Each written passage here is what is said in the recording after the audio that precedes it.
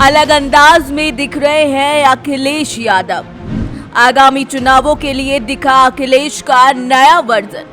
BJP के model पर ही BJP को मात देने की हो रही है कोशिश।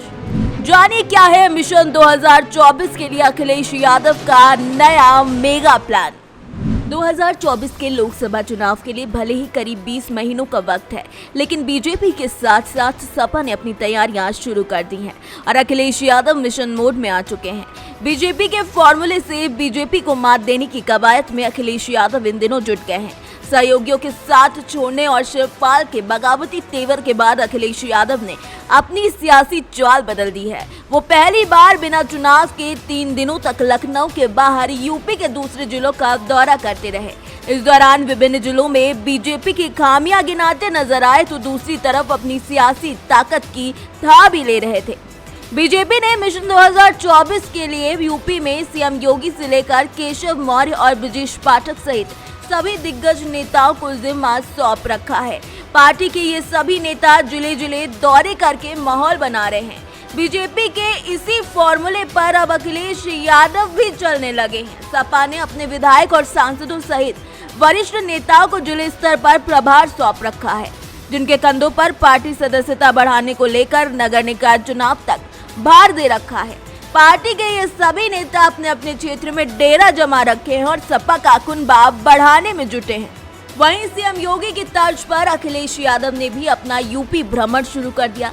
कन्नौज और आजमगढ़ दौरे के बाद अखिलेश यादव 3 दिनों तक लखनऊ से बाहर पश्चिमी यूपी में सियासी था लेते नजर आए। पहले नोएडा, फिर मथुरा होते हुए उसके बाद औरैया पहुंचे, जहां वो चुनावी अंदाज में जनसभा को संबोधित करते नजर आए।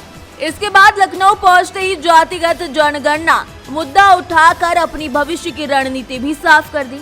मंगलवार को भागीदार का संघर्ष पुस्तक का विमोचन करते हुए कहा कि समाज में अभी भी दलित वंचितों के साथ भेदभाव हो रहा है। इतना ही नहीं, अखिलेश यादव ने शनिवार को नोएडा के सेक्टर 121 में गढ़ी चौकड़ी गांव में स्थित स्वर्गीय रघुवर प्रधान की प्रतिमा का अनावरण किया। इस मौके पर अखिलेश ने प्रधानमंत्री नरेंद्र मोदी के साथ प्रदेश के मुख्यमंत्री योगी आदित्यनाथ पर जमकर तंज कसा। इसके बाद रविवार को वो अपने कुल देवता भगवान श्री कृष्ण की नगरी मथुरा पहुंचे, जहां उन्होंने बांके बिहारी मंदिर सहित कई मंदिरों के दर्शन कर सियासी संदेश देने की कवायद की।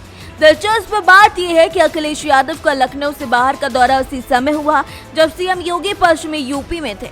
इस दौरान सीएम योगी ने मेरठ से लेकर गाजियाबाद और बुलंदशहर तक विकास की सौगात दी। इतना ही नहीं, बीजेपी ने प्रदेश अध्यक्ष भूपेंद्र सिंह चौधरी और महामंत्री संगठन धर्मपाल सिंह को नियुक्त किया।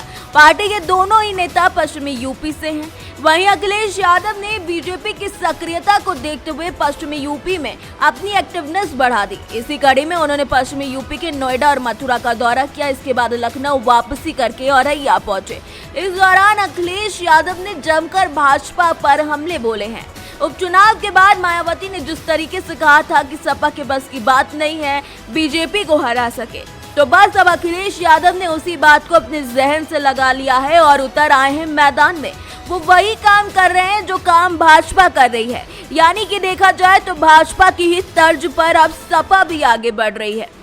लेकिन खास बात यह है कि भले ही अखिलेश यादव संगठन से लेकर समीकरण तक सब कुछ दुरुस्त करने में जुटे हैं, लेकिन हार से अखिलेश यादव ने अब तक सबक नहीं लिया है। 2022 के चुनाव में मिली हार पर जिन्हें जिम्मेदार ठहराया गया, उन पर अभी तक ना तो कोई कार्यवाही की गई और ना ही उन्हें पद से हटाया गया। अखिलेश यादव के सबसे करीब जिन नेताओं को माना जाता है, वो तमाम नेता अपने बूथ पर भी सपा को नहीं जुटा सके। इसके बावजूद अखिलेश यादव ने फिर से उन्हें सदस्यता अभियान की जिम्मेदारी दे दी है, जिसके चलते सपा का एक बड़ा तबका नाराज जरूर है। ऐसे में अखिलेश यादव भले ही नए वर्जन में दिख रहे हों, लेकिन इसका इलाज किए बिना कैसे मर्ज को ठीक कर पाएंगे।